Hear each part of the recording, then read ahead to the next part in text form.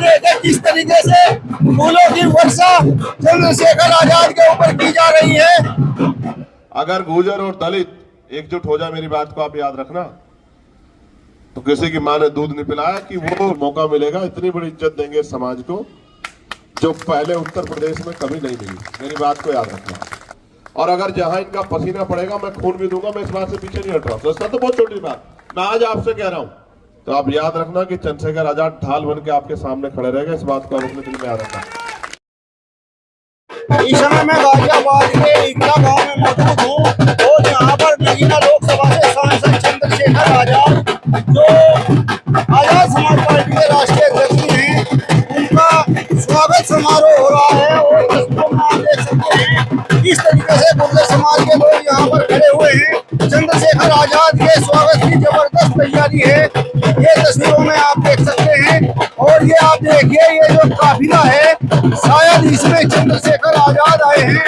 ये आप देखिए, ये थोड़ा सा आप आगे आइए, ये आप देखिए, ये काफिला आप देखिए, चंद्रशेखर आजाद का ये काफिला है। चंद्रशेखर आजाद गाजियाबाद के इकला गांव में पहुंच चुके हैं। ये आप देखिए, चंद्रशेखर आजाद यहाँ पर पहुंच चुके हैं। चंद्रशेखर आजाद गुर्जर समाज का ये जो कार्यक्रम है, इसमें चंद्रशेखर आजाद पहुंच चुके हैं। और चंद्रशेखर आजाद का किस तरीके से फूलों से स्वागत किया जा रहा है, गुर्जर समाज के लोग किस तरीके से यहाँ पर चंद्रशेखर आजाद का स्वागत कर रहे हैं, ये तस्वीरों में आप देख सकते हैं। और भारी संख्या में चंद्रशेखर आजाद के साथ यहाँ पर भीड़ जुटी है। और जो आगे कार्यक्रम स्थल है, उस कार्यक्रम स्थल में भी हम आपको आगे की तस्वीरें दिखाएंगे। और रविंदर भाटी जो आजाद समाज पार्टी के राष्ट्रीय महासचिव हैं, वो भी चंद्रशेखर आजाद के साथ हैं। और किस तरीके से यहाँ पर फूलों से चंद्रशेखर आजाद का स्वागत किया गया है, ये आपने अभी देखा। और थोड़ी आगे से हम तस्वीरें दिखाएंगे, ये आप देखिए,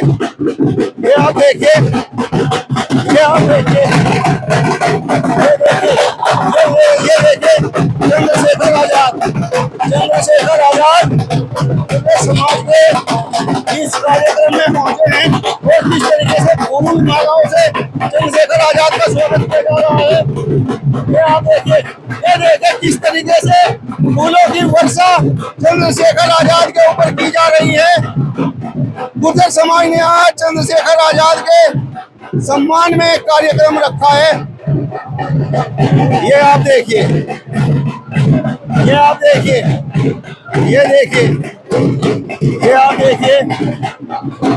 चंद्रशेखर आजाद कार्यक्रम में पहुंच चुके हैं। और फूलों से चंद्रशेखर आजाद का स्वागत किया जा रहा है। चंद्रशेखर आजाद आज गाजियाबाद के इकला गांव में पहुंचे हैं। चंद्रशेखर आजाद गाजियाबाद के इकला गांव में पहुंचे हैं। ये आप देखिए, ये जो गुर्जर समाज के लोग हैं, ये काफी समय से चंद्रशेखर आजाद का यहाँ पर इंतजार कर रहे थे। ये आप देखिए, आजाद समाज पार्टी के राष्ट्रीय महासचिव रविंदर भाटी और चंद्रशेखर आजाद का काफिला गाजियाबाद के इकला गांव में पहुंच चुका है। और ये आप देख लीजिए, ये भीड़ आप देखिए, किस तरीके से फूलों से चंद्रशेखर आजाद का स्वागत किया गया है। और ये आप देखिए, गुर्जरों की पंचायत है। और ये हुक्का आप देख लीजिए, ये देखिए किस तरीके से यहाँ पर गुर्जर समाज ने पूरी तैयारी की है। ये तस्वीरों में आप दिखाइए, ये बड़ा जोश यहाँ पर गुर्जर समाज के लोगों में है। और जिस तरीके से चंद्रशेखर आजाद गुर्जर समाज के लिए आवाज उठाते रहे हैं, चाहे वो गुर्जर रेजिमेंट की मांग हो या फिर कोतवाल धन सिंह के लिए मांग उठाने का काम हो, तो गुर्जर समाज के लिए चंद्रशेखर आजाद आवाज उठाते रहते हैं। और सबसे बड़ी बात यह है कि जब गुर्जर समाज के नौजवान मुकदमे लगे, चंद्रशेखर आजाद ने मेरा जेल के बाहर गुर्जर समाज के लिए 10 बार अपनी सदस्यता कुर्बान कर सकते हैं। तो चंद्रशेखर आजाद पहुंच चुके हैं। माननीय आप सांसद देखिए, नगीना चंद्रशेखर आजाद जी से भव्य कार्यक्रम यहाँ पर गुर्जर स्वाभिमान संघर्ष समिति के राष्ट्रीय अध्यक्ष और आजाद समाज पार्टी के राष्ट्रीय चंद्रशेखर महासचिव आजाद भाई के सम्मान में किया है। मेरे समाज के योद्धा आप दलित देखिए, शोषित वंचित कुछ थोड़ा आप आगे आइए। राज भाई रविंद्र भाटी जी बहुत ही मजबूत स्तंभ आप हमारे देखिए, समाज के चेहरे गुर्जर समाज की जो सरदारी है वो यहाँ पर बैठी हुई है। ये आप देखिए, पगड़ी पहने हुए यहाँ पर गुर्जर समाज के लोग बैठे हुए हैं और ये सभी यहाँ पर चंद्रशेखर आजाद का सम्मान करने के लिए आए हैं। साथियों से गुजारिश रविंद्र करता हूं कि भाटी, अपना स्थान ग्रहण कर रविंद्र ले। भाटी जो आजाद समाज पार्टी के राष्ट्रीय तमाम महासचिव नौजवान हैं, साथियों वो से चंद्रशेखर के बराबर में बैठे हुए हैं। और ये आप कार्यक्रम को देखिए, विधिवत संचालित करने के लिए आज के कार्यक्रम की अध्यक्षता परवेश के लिए गुर्जर जी नामित यहाँ हुए पर इस आदरणीय कार्यक्रम परिषद का प्रधान जी। संचालन कर रहे हैं। मैं चाहूंगा जोरदार तालियों के साथ आप समर्थन दें इस बात को। ये आप देखिए, और हमारे समाज की जो सरदारी है, नौजवान साथी कृपया स्थान ग्रहण कर ले पहले अपना। सभी साथियों से मेरा अनुरोध है जो इस कार्यक्रम का हिस्सा बनने के लिए इस पंडाल में मौजूद है। जिस तरीके से अभी इस कुछ दिन कार्यक्रम की पहले शोभा बढ़ाने के लिए अपना समाजवादी स्थान पार्टी ग्रहण कर के ले। राष्ट्रीय अध्यक्ष अखिलेश यादव ने गुर्जर समाज की एक पंचायत की थी, एक चौपाल की थी, तो उसी की तर्ज पर आज यहाँ पर आजाद समाज पार्टी के राष्ट्रीय अध्यक्ष चंद्रशेखर आजाद के सम्मान में गुर्जर समाज ने ये यहाँ पर एक कार्यक्रम रखा है और इस कार्यक्रम को सामाजिक कार्यक्रम का नाम दिया गया है। सर्वप्रथम तो मैं इस पूरी गुर्जर सरदारी का, जिन्होंने मुझे यहां बुलाया और इतना सम्मान दिया, मैं दिल से आप सबका बहुत बहुत धन्यवाद करता हूं। बहुत लंबे समय से इस समाज का सहयोग, आशीर्वाद मेरे साथ रहा है। जैसा मैंने आपको बताया, मेरी दाईं तरफ बाईं तरफ मेरे दो भाई जो है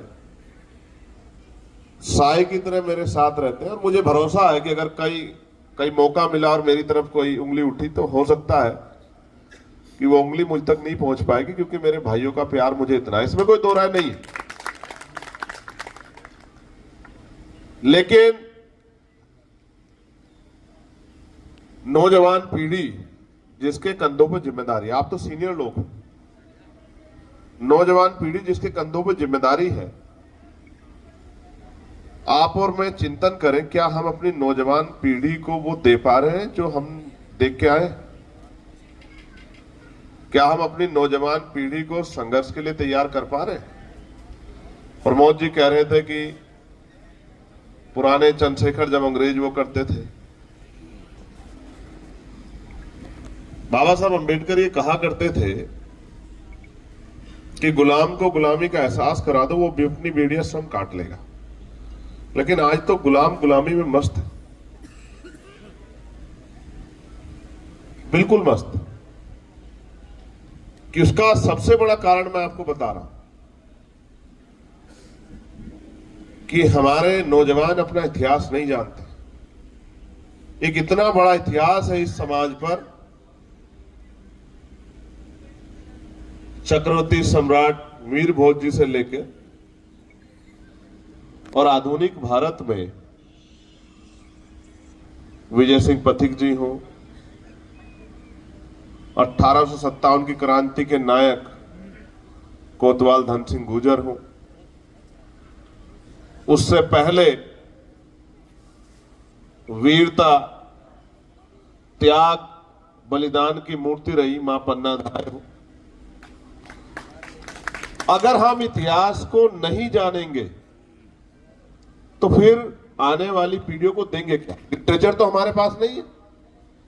अब तो हमारे यहाँ लेखक होने लगे हैं, चिंतक होने लगे हैं, हम लोग टीवी पे तमाम जगह बैठ के देखते हैं कि बातें होती हैं जब कोई विषय आता है।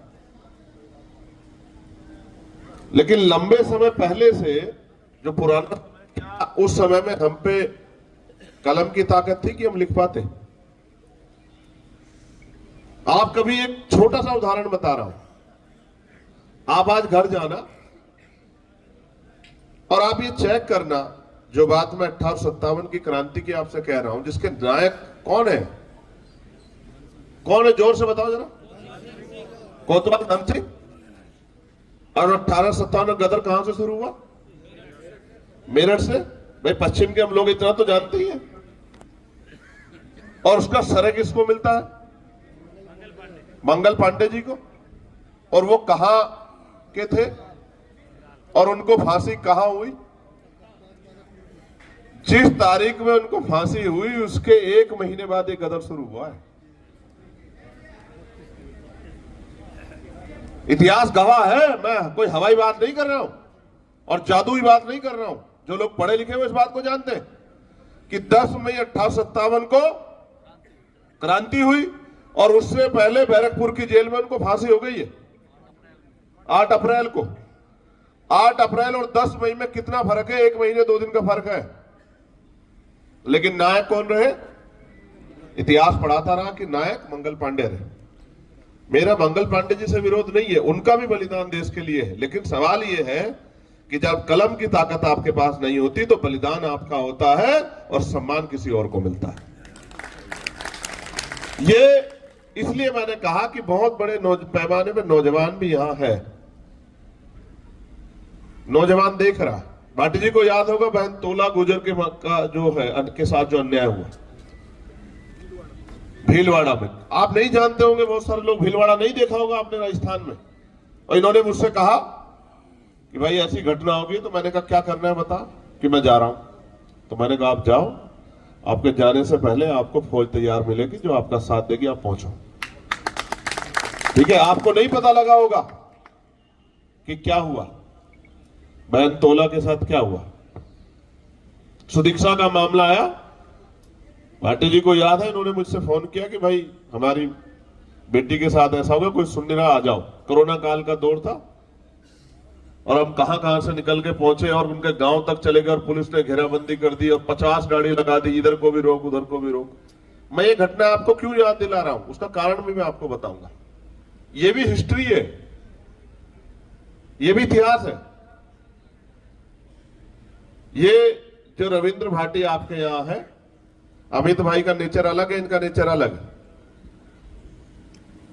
ये पैंट और जींस वाला नेता है और ये कुर्ते पजामे वाले नेता है, फर्क है इन दोनों में।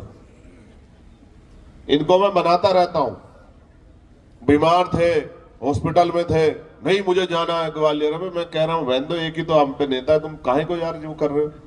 नहीं जाना है, जाना है। और मैं कह रहा हूं आचार संहिता निपट जाएगा, खेल पूरा, चुनाव खत्म हो जाएगा और जेल बंद हो गए। नहीं भाई, अब देखो समाज की इज्जत का मामला। तो मैंने कहा फिर अकेले क्यों, हम भी चलेंगे साथ, चलो।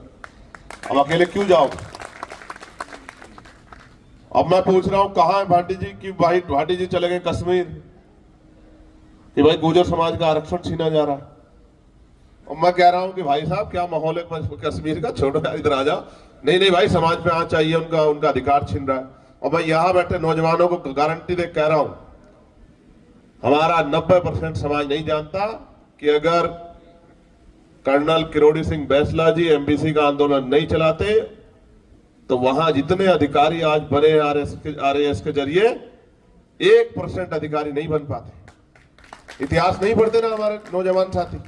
और आज वही नौजवान फेसबुक पे, ट्विटर पे आरक्षण को गाली देते हैं। वो नहीं समझते आरक्षण क्या है, आरक्षण क्या कौन सा हथियार है। मैं लिख के देता हूं क्योंकि नहीं पढ़ते हैं। उनको लगता है जैसा पढ़ाया जा रहा है, जैसा सोशल मीडिया, आईटी सेल, तमाम दलों के वो जो पढ़ा रहे हैं वो उसी में खोए हुए। उनको नहीं पता कि ये जो पिछड़े वर्ग का आरक्षण है, इसने हमें मंडल कमीशन के जरिए पैरों पे खड़ा किया है। वरना गांव का प्रधान से लेकर आज जो आईएएस आईपीएस बनने में जो आरक्षण मिलता है, ये किसी भी कीमत पे, ये जो सत्ता में लोग थे हमें किसी भी कीमत पर नहीं देते। तो हम अपने अधिकारों को जानते ही नहीं है ना। वो ये भी नहीं जानते कि 76 गुर्जर समाज के लोगों के खून से होली किसने खेली थी राजस्थान में। वो नहीं जानते। किसी पे धर्म का भूत सवार है, किसी पे किसी और चीज का भूत सवार है। मैं इसलिए तो कह रहा हूं इतिहास पढ़ना चाहिए। आप यहां तमाम लोग बैठे, बताओ किसने चलवाई थी गोली? वो कौन सी पार्टी की सरकार थी? बताओ, पहले ये बताओ। आप बड़े हो, मेरी बात गलत हो तो रोक देना। आप ये बताओ, क्या सरकार की बिना परमिशन की गोली चल सकती है? बताओ भाई, चल सकती है क्या? नहीं चल सकती। तो किसकी सरकार ने चलवाई गोली? भारतीय जनता पार्टी की सरकार थी। और बताओ, उन माओ के पास का जवाब है आपके पास, जिन माओ ने अपने बच्चों को जो है, जिनको पाल पोस के दूध पिला के बड़ा किया था, उनकी लाशों को जो है, और सब लोग वहां से क्योंकि गोलियां चली हट गई, तो वो गुजरी माएं जो अपने बच्चों को जो है खून में लथपथ लेके घूम रही थी, उनके आंसुओं का जवाब है आपके पास? इतना जो है, इतनी अंधश्रद्धा उसमें पागल। देखो, धर्म आपका अधिकार है, उसको कोई नहीं छीन सकता। आप किसी भी धर्म को मानो। मैं तो कभी कभी भाटी जी से बात करता हूं, मैं कहता हूं यार, आज हमारा नौजवान सबसे ज्यादा डंडा लेके खड़ा हुआ है। उसको ये नहीं पता कि जो मुस्लिम गुजर, ये भी तो आप ही का परिवार है। जहां आपकी तरफ आंख उठती है तो वो आपके आगे खड़ा होता। बताओ, खड़ा होता नहीं? सहारनपुर की क्यों भी, सहारनपुर के लोगों बताओ, ये जो गुजर गौरव यात्रा की थी, बताओ आपके साथ कंधे से कंधा मिला के खड़ा था, नहीं खड़ा था? बताओ, आपका साथ तो नहीं छोड़ा था उसने। तो लेकिन मैं एक दिन पूछा, फिर झगड़ा किस चीज का है? राजपूत गुजर, राजपूत हिंदू राजपूत, मुस्लिम राजपूत, हिंदू गुजर, मुस्लिम गुजर, हिंदू त्यागी, मुस्लिम त्यागी, हिंदू जाट, मूड़ा जाट, तो सब तो आपके परिवार के लोग। फिर ये हिंदू मुसलमान का झगड़ा कहां से आ गया भाई? ये कौन लेके आया है? हिस्ट्री नहीं पढ़ते ना, हिस्ट्री पढ़ोगे तब आपको पता लगेगा। मैं आज आपको वचन देके कह रहा हूं, जिस बुद्धिस्ट विचारधारा को लंबे समय लोगों कर रहे हैं, आप उठा के देखो, कनिष्क आपके उसमें मिलेंगे वंश में, और वो बुद्धिस्ट राजा मिलेंगे आपको। आप उठा के देखो, आपको पता लग जाएगा कि मीर भोज जी से पहले भी आपके पास राजशाही थी, और वो राजशाही का किस तरह का राज था, आपको पता लगेगा। हिस्ट्री नहीं पढ़ते ना, हिस्ट्री नहीं पढ़ते तो पता ही नहीं है कि देश में सबसे बड़े जो दानी राजा थे, जिनका नाम इतिहास में अजर अमर है, वो इसी वंश के मिलेंगे आपको। और हम तो इसका एहसान को मानते हैं। हम हिस्ट्री में जब बात करते हैं, हम तो चर्चा करते हैं कि जो पूरा कुर्मी वंश है, ये आपका वंश। अगर आप नहीं जानते तो जान लो, महाराष्ट्र का मराठा, पटेल हरियाणा, उसका गुजरात का, और यूपी का गुजर, ये पूरा एक वंश है। अगर आप नहीं जानते तो हिस्ट्री पढ़ के देखो, आपको पता लग जाएगा। और वही थे सामाजिक न्याय का, जब उनको अवसर मिला तो 1902 में सबसे पहले आरक्षण की व्यवस्था छत्रपति साहू जी महाराज, जो इसी वंश के थे, उन्होंने की थी। हम तो इस बात को जानते हैं, इसलिए हम तो सर माथे रखते हैं। हम तो मानते हैं, हम मानते हैं, हमारा समाज मानता है, हर कमजोर वर्ग मानता है कि अगर सम्राट साहू जी महाराज नहीं होते तो इस देश में सामाजिक न्याय स्थापित ही नहीं हो पाता। मैं तो, हम अपने दल में, मैं आपको आज कह रहा हूं ईमानदारी से, हम रोज बैठ के चिंता करते हैं कि जब हम एकता की बात करते हैं तो तमाम सामने वाले लोग इनको लड़ाने की बात करते हैं, और जहां के झगड़ा हो जाता है, मैं और भाटी जी हम लोग पूरे जोड़ लगाते हैं कि इनमें आपसे झगड़ा ना हो, ये एक परिवार है, एक ही लड़ाकू स्थिति के लोग हैं, इनको ये एकजुट रहेंगे तभी बचेगी। हम जहां पश्चिम में बैठे हैं, अगर गुर्जर और दलित एकजुट हो जाए, मेरी बात को आप याद रखना, तो किसी की मां ने दूध नहीं पिलाया कि वो रोक दे पश्चिम में किसी और का झंडा वो हो जाए। आप अपनी ताकत को जानते नहीं हो ना। हम तो पूरे पिछड़े वर्ग को जोड़ने के लिए, हमने इनसे कहा कि आप गुर्जर समाज पैदा होगे, अच्छी बात है, लेकिन पूरा पिछड़ा वर्ग इंतजार कर रहा है कि पश्चिम में कोई नेता, उत्तर प्रदेश में कोई पिछड़े वर्ग का नेता खड़ा हो, जो पिछड़े वर्ग की लड़ाई को ईमानदार से लड़ सके। आप सबके नेता, हम इनसे कहते हैं, और मैं आपको भी कह रहा हूं, नेता वो थोड़ा होता है जो सिर्फ एक हिस्से के लिए सोचता है। नेता तो वो होता है, नायक तो होता है जो सबके लिए सोचता है। हमें अपने प्रभाव को बढ़ाना पड़ेगा।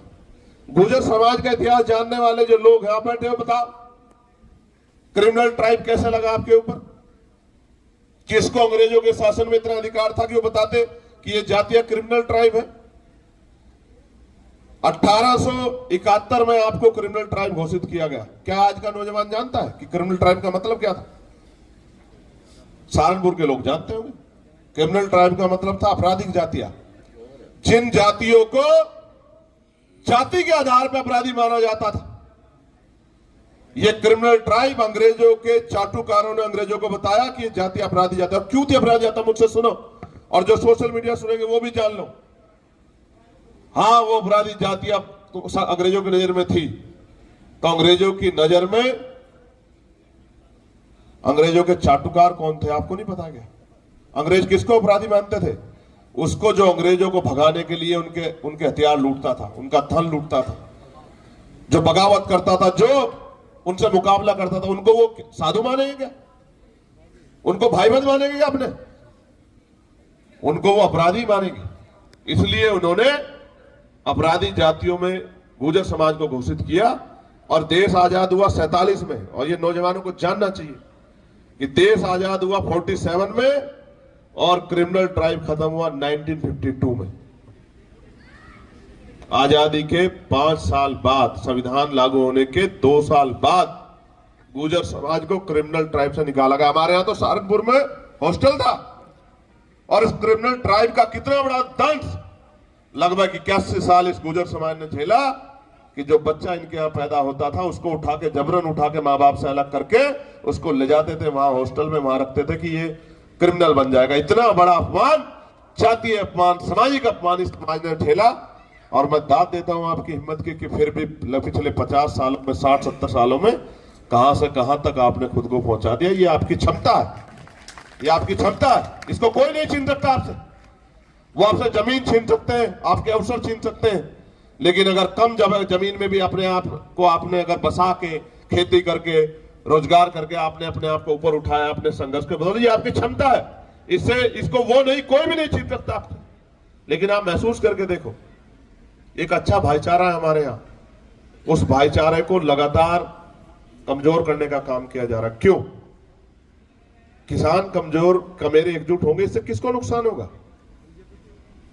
उन्हीं को जिनका राजनीतिक धंधा इस बात के साथ आगे बढ़ता है कि लोगों में नफरत और लोगों में आपसे झगड़े बढ़े रहे।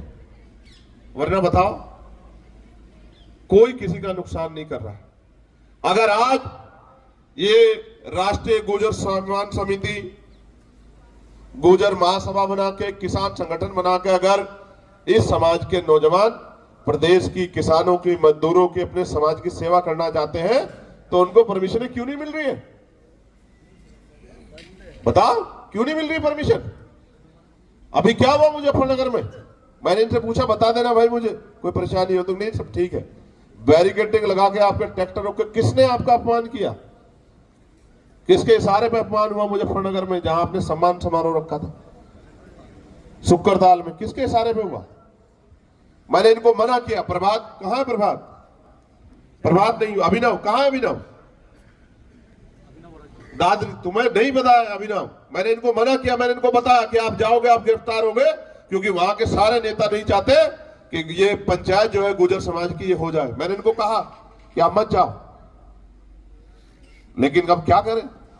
अब वो मुझसे नहीं जाना पड़ेगा, कोई नहीं जा रहा है। नौजवान हमारे खड़े हैं, आ जाओ आ जाओ, नौजवान हमारे खड़े हैं, जेल चले जाएंगे, भैया कोई भी तो नहीं है, मैं भी साथ छोड़ दूंगा, तो मुझ में और नेताओं में क्या फर्क है? आप में आदमी पहचानने की कला नहीं है। अब भरोसा करो मेरा, मैंने इनको रोका, मुझे पता था ये जेल जाएंगे, और मैं इनसे कह रहा था कि जब रिहाई के समय मैंने बताया जो लोग इनके साथी हैं उनको कि नहीं छोड़ेंगे उनको भी, इसलिए मैं गया। और मुझसे कह रहे थे जिस दिन मैं जा रहा था, अरे चंद्रशेखर जी आप मान जाओ ना, आपकी सस्ता खत्म कर देंगे। मैंने कहा एक नहीं 1000 बार खत्म कर दो यार, एक बार तो क्या फर्क पड़ता है? क्या बात करते हो? इनसे डरता होगा वसूलों से? देखो, सदस्यता से नहीं डरता मैं, ये तो जनता के हाथ में होती है। वो एक हमारा हटाएंगे और जनता ने जान लिया तो अगली बार 50 बन जाएंगे, कहां से रोक लेंगे? क्या बात करते हैं वो लोग? लेकिन उनको लगता है कि ये आदमी इस बात से डर सकता है। जो आदमी जान से नहीं डरता हो। सहारनपुर में गुर्जर गौरव यात्रा निकली, इनका मेरे पास फोन आया कि साहब बड़ी वो है, और मैं आपको नहीं बताना चाहता, लेकिन ये कड़वा सच है कि उस दिन आपने शक्ति बड़ी मजबूत बनाई थी, वरना तैयारी विरोधियों की भी बड़ी मजबूत थी। अगर आप गांव से नहीं निकलते तो उस दिन हो सकता है कि वो राजस्थान वध से ज्यादा बुरी परिस्थितियां हो सकती थी इसका, क्योंकि मैं गवाह हूं। तो मैंने अधिकारियों से कहा कि भाई ये मत समझना कि गुर्जर समाज के लोग हैं, ये बात ध्यान रखना कि जिला हमारा है।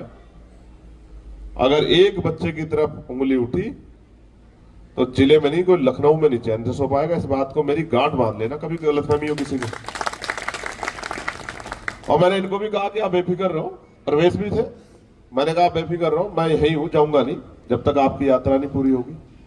लेकिन मैं आपको फिर ये बता रहा हूं, गुर्जर गौरव यात्रा और तमाम ये हमारा सामाजिक सम्मान है। लेकिन आज की जो हालात है, जैसे नोएडा में थोड़ी सी स्थिति बदली है, लेकिन क्या पूरे गुर्जर समाज की स्थिति बदल गई है क्या अब आपके बच्चों को नौकरी रोजगार की जरूरत नहीं है क्या अब आपको शिक्षा की और तमाम तरह की कोई नई आवश्यकता की जरूरत नहीं है क्या माहौल बन गया है? मुजफ्फरनगर का कोई है यहाँ? उज्जवल के साथ क्या हुआ है? क्या हुआ उज्जवल के साथ? वो फीस के पैसे नहीं दे पाया और किस तरह उसको अपमानित किया गया। 5,000 रुपए पे एक नौजवान को, पढ़े लिखे नौजवान को अपमानित किया गया शिक्षा का बाजारीकरण की वजह से। और फिर उसने पेट्रोल डाल के खुद को आग लगा ली। क्या उसकी मां को उज्जवल लौटा सकती है सरकार?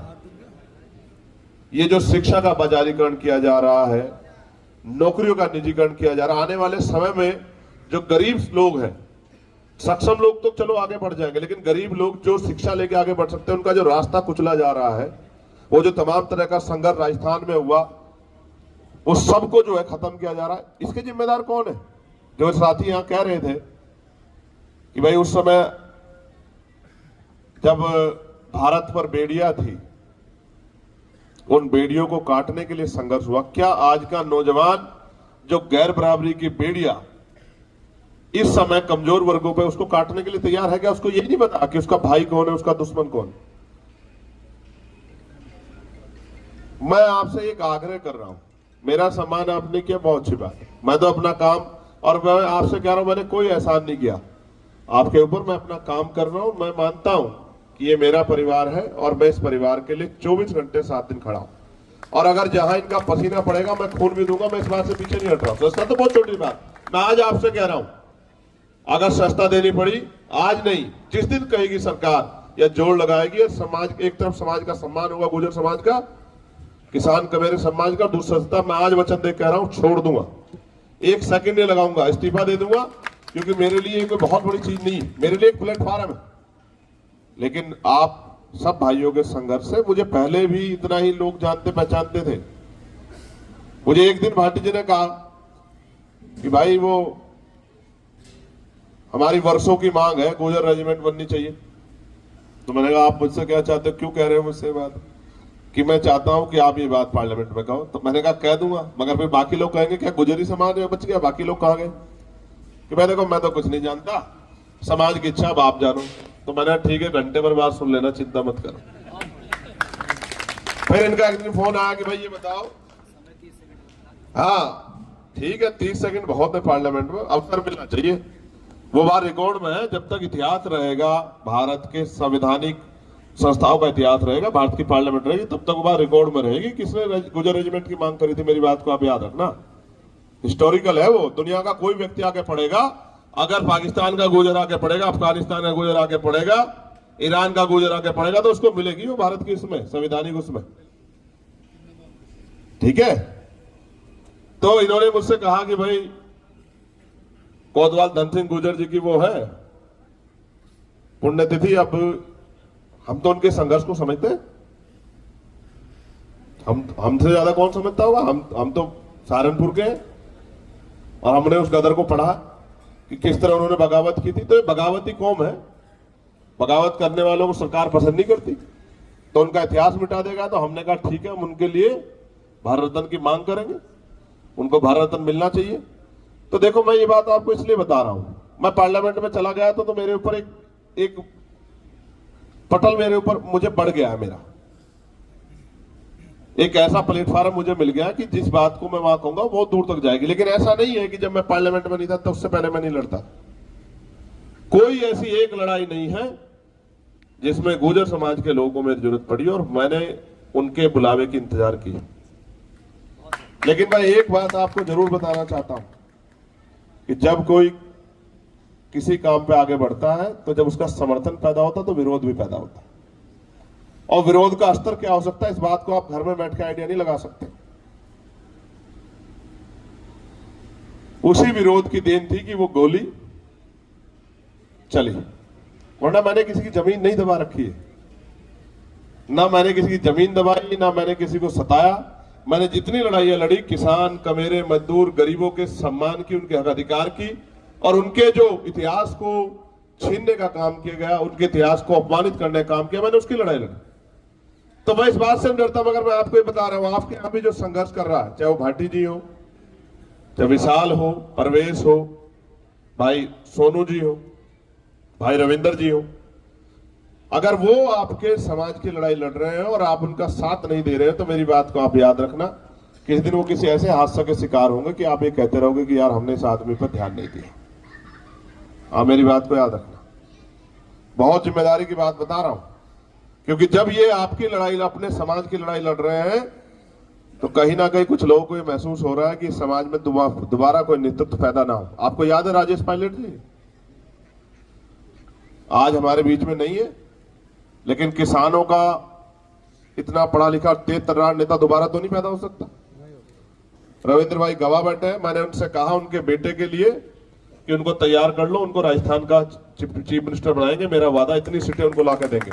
आप बैठे हैं सामने, मैंने उनसे कहा, मैंने कहा जाओ आप बात कर लो, एक पढ़ा लिखा नेता, मैं चाहता हूं कि वो राजस्थान कमान संभाले।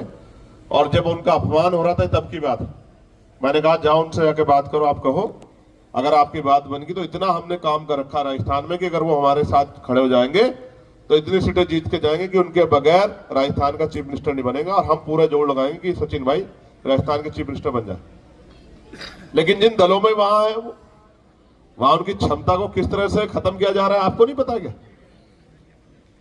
तो आगे आप पे कोई नेतृत्व निर्माण ना हो, शक्ति निर्माण ना हो, इसलिए आज तमाम तरह की बातें और तमाम तरह की चीजें की जा रही।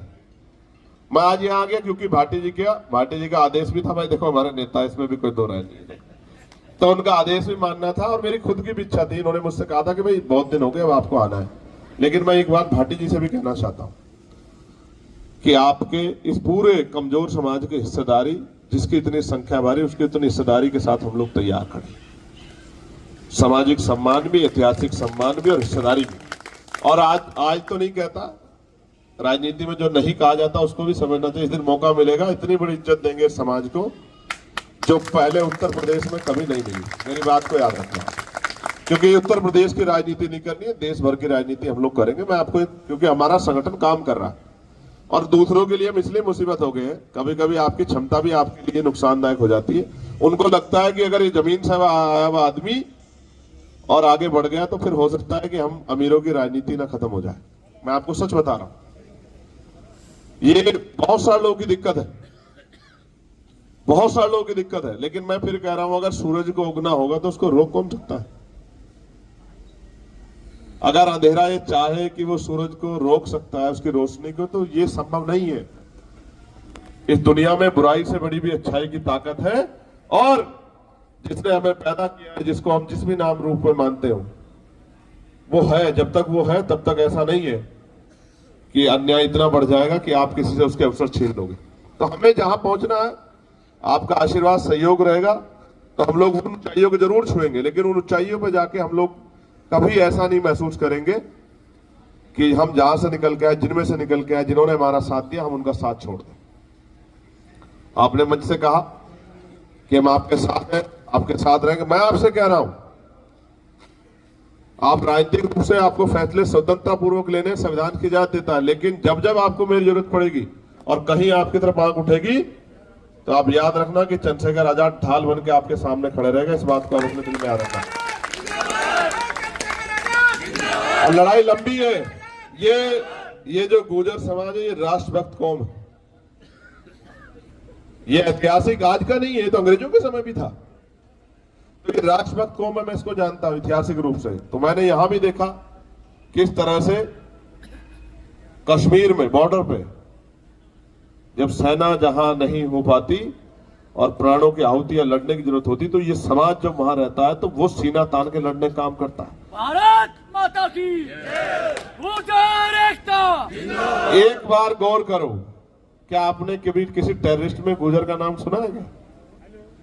आप बताओ, देश विरोधी किसी गतिविधियों में, जोर से बताओ। नहीं सुना ना? तो आप इस बात का स्पष्ट उदाहरण है कि आप इस समाज की भावनाओं को किसी भी कीमत पर खरीद के देश विरोध में नहीं ले जा सकते। आप गद्दार नहीं पैदा कर सकते इस समाज में, ये बात भी उदाहरण है इस बात। लेकिन इससे सीख ये भी लेनी है कि सिर्फ भारत माता की जय का नारा लगाने से काम नहीं चलेगा। जब देश बिक जाएगा फिर क्या करोगे? जब देश लूट जाएगा फिर क्या करोगे? जब देश गुलाम हो जाएगा। आज कितने करोड़ का कर्ज है? कितने करोड़ का कर्ज है? ये कर्ज किसके घर आया? ये पैसा किसके घर आया? आपके घर, किसानों के घर, मजदूरों के घर या पूंजीपतियों के घर? कितने करोड़ का कर्ज आज देश के ऊपर देश की सरकार ने लिया? जब चुकाने की बारी की तो कौन चुकाएगा? वो तो कह रहे हैं अब तो झोला उठा के चल देंगे। तो चुकाएगा कौन? ये आपकी और मेरी खाल खींच के और हमारे आने वाली नस्लों की खाल खींच के चुकाया जाएगा इस देश का कर्ज, जो आज इतनी बड़ी करोड़ों करोड़ों लाखों करोड़ों की संख्या में लिया गया है। मैं आपसे फिर कह रहा हूं, हर आदमी जो राष्ट्रभक्ति का टाइटल लगा के कंधों पे घूमता है, राष्ट्रभक्त नहीं होता। यहां तो वो लोग बड़े राष्ट्रभक्त बने घूम रहे हैं जिन्होंने राष्ट्र विरोधी तमाम गतिविधियों में, और जब देश को आजादी के लिए जरूरत थी कुर्बानी की, बलिदान की, तो जिन्होंने मुंह फेर लिया था देश से, वो लोग आज राष्ट्रभक्त बन के घूम रहे हैं। हम किसान परिवार के लोग हैं, इस मिट्टी से अपनी मां से ज्यादा प्यार करते हैं। जिस दिन देश के लिए बलिदान देने की जरूरत आएगी, हम, हमारा संगठन, हमारे साथी सबसे पहली कतार में खड़े होंगे। आप मेरी बात को याद रखना। इसलिए नहीं मैं रेजिमेंट की बात करता हूं, मैं रेजिमेंट की बात इसलिए नहीं करता हूं कि तनख्वाह चाहिए। ये ऐसी नौकरी है जिसमें बलिदान पहले है, बलिदान सर्वोच्च है, उसके बाद सब चीजें हैं। इसलिए मैं बार बार रेजिमेंट की मांग करता हूं कि भाई रेजिमेंट बहाल कर दो या रेजिमेंट बना दो, कि हम आपको दिखाएं। जिस दिन रेजिमेंट बहाल होगी या बनेगी, फिर देखेंगे कि कौन सा टेररिस्ट अंदर घुस जाएगा। कल क्या हुआ दिल्ली में, आपने नहीं देखा क्या? देश की राजधानी में कहां से आ गए आतंकवादी? सवाल पूछोगे तो आप देश विरोधी हो जाओगे। मगर आप बताओ, अगर देश की राजधानी में टेररिस्ट आके हमला कर दे रहे हैं तो जवाब किसको देना चाहिए? क्या जवाब नहीं मांगना चाहिए? लेकिन जैसे आप जवाब मांगोगे तो मीडिया और तमाम ये कहेंगे साहब बताइए क्या कर रहे हैं, क्या कर रहे हैं बताइए। इसलिए मांगना पड़ेगा। देश कहा गया था सुरक्षित हाथों में, देश सुरक्षित हाथों में नहीं। देश सुरक्षित तभी आएगा जब किसान कमेरी कौमें सत्ता की ऊंची कुर्सियों पर जाकर बैठेंगी, तब देश सुरक्षित हाथों में होगा। जो मिट्टी के कर्ज को समझते हैं, जो मिट्टी को मां मानते हैं, जो मिट्टी को बेचते हैं, कोडियों के भाव पूंजीपतियों को लुटाते हैं, वो कभी मिट्टी के पहरेदार नहीं हो सकते। तो मैं आज के आपके सम्मान से भूख और दिल की गहराइयों से इस पूरी सरदारी का धन्यवाद करता हूं। और एक आग्रह आपसे करता हूं कि घर में बैठो नौजवान बच्चों को बिठाओ, उनको बताओ कि किसी के मोहरे मत बनो, एकजुट रहो, अपना भाईचारा बना के रखो। आपकी एकता को तोड़ने के लिए एडी चोटी का जोड़ लगाया जाएगा। आपको अपनी एकता को बना के रखना। आपकी एकता रहेगी तो लोकतांत्रिक व्यवस्था में आपकी बात भी मजबूत रहेगी। एकता नहीं रहेगी तो फिर आपको एक एक करके कुचलने में कोई ज्यादा समय नहीं लगेगा। इसलिए मेरा आपसे आग्रह है, परिवार के बड़े लोगों से, अपने बच्चों में बैठो, उनको इतिहास पढ़ाओ। इतिहास होता क्यों? इसलिए तो कि इतिहास को लोग जाने कि कौन बलवान था, कौन कार था, कौन देशभक्त था, कौन गद्दार था, पता तो लगे। तो मैं आपका पुनः इस पूरे समाज का आभार प्रकट करता हूं। और चौधरी धनीराम राठी जी, चौधरी रामपाल जी, जो हमारे राठी खाप के जो है हमारे सरमौर हैं, मैं उनका यहां पहुंचने पे, और सहारनपुर, शामली, मुजफ्फरनगर, मेरठ, हापुड़, गाजियाबाद, गौतम बुद्ध नगर, शामली, बागपत के जो हमारे इस समाज के सरमौर आशीर्वाद, प्यार देने और हमारी हिम्मत बढ़ाने आए हैं, मैं उनका भी बहुत बहुत धन्यवाद करता हूं।